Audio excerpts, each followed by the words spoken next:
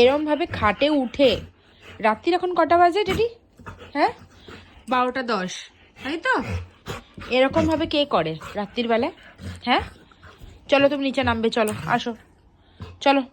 এখন হাত হাত কামড়িয়ে কিছু হবে না, চলো চলো তুমি নিচে নামবে, চলো আসো, চলো না, চলো চলো নিচে নামবে, চলো চলো।